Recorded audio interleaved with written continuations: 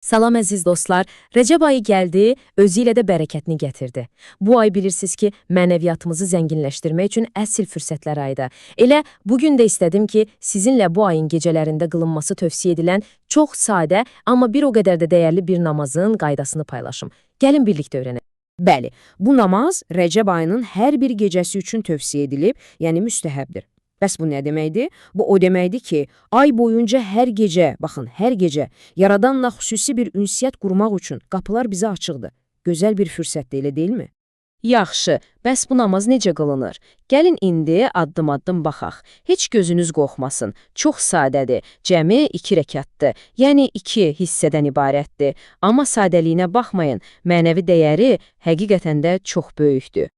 Deməli, qayda belədir, çox asandır. Birinci rəkətdə bir dəfə Fatihə surəsini, 3 dəfə Kafirun surəsini və bir dəfə də İxlas surəsini oxuyuruq. İkinci rəkətdə də maraqlıdır ki, tamamilə eyni şeyi edirik. Yenə bir Fatihə, 3 Kafirun, 1 İxlas. Bu simmetriya həm yadda saxlamağı asanlaşdırır, həm də ibadətə xüsusi bir gözəllik verir. Namazı bitirdik, salamları verdik, amma hələ ibadət bitməyib. Əslində, indi çox xüsusi bir məqam gəlir. İndi qəlbimizi tam açmağın, əllərimizi səmaya qaldırıb uca yaradana yönəlməyin vaxtıdır.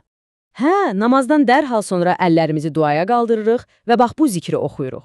Bu sadəcə bir dua deyil, elə bir ibadətin tacıdır, onu tamamlayan, ona dərinlik qatan çox vacib bir andır. Bu danı, yəni La ilahə illallahu vəhdəhu ilə başlayan bu gözəl zikri tam oxuyub bitiririk. Sonra nə edirik? Əllərimizi üzümüzə çəkirik və ibadəti tamamlayırıq.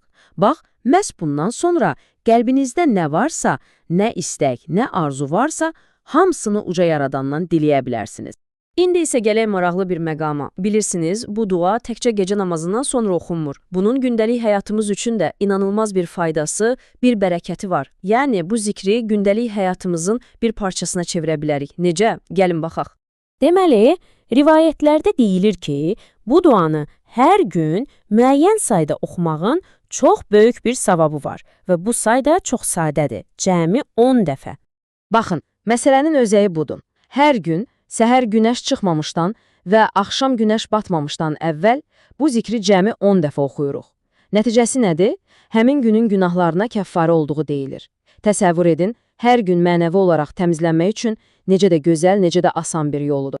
Vəssalam, beləliklə, Rəcəb ayında həm gecələrimizi, həm də gündüzlərimizi işıqlandıracaq çox sadə, amma bir o qədər də dərin mənalı bir ibadəti birlikdə öyrənmiş olduq. İndi sual budur, bu gözəl mənəvi fürsəti dəyərləndirməyə hazırsınız? Ümid edirəm ki, hamımız bu ayın feyzindən bol-bol bəhrələnərik. Allah bütün ibadətlərinizi qəbul eləsin.